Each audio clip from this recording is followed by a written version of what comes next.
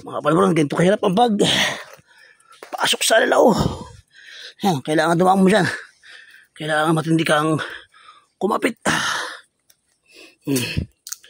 Yan.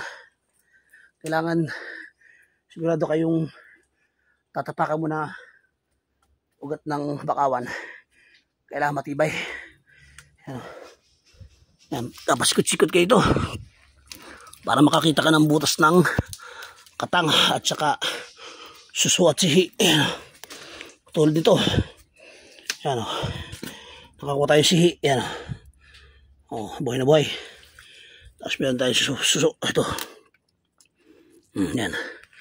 Ganito po ang buhay namin dito sa Marinduque. Pagka wala kang pangulam ay pumunta ka lang dito sa loob ng bakawan. Marami tayo dito makukuha na pangulam. Tulad dito. Kapiyos. Yan. Masarap din itong iulam. Mga palabron. Binabalatan niya at saka kinakari-kari. Yan. Itong suso. Itong suso at saka sihi na nakuha natin. Pag nakaraming ganito ay sigurado na ang makabinta ka. Ang isang caltex nito ay 30 to 40 pesos. Pero dati nung ako'y elementary, ako'y nangunguha nito, isang caltex lang ay 10 at 15. Ngayon ay mahal na nga mga palabron. Yan o.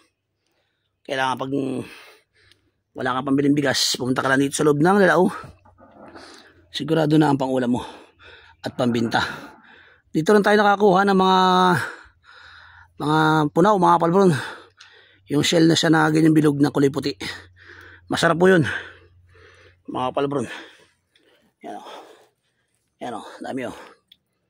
Dami. Yan ang ating ginagawang kari-kari dito sa Marinduque.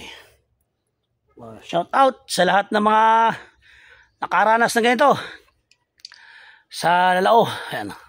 Pagkuha ng suso at sihi, punaw, katang, bigoy. Dito na lahat sa mangrove. Ang siguradong pambinta at saka pangulam. Mga palabron. Ayan. Kaya lang ay talagang sobrang hirap lang talaga.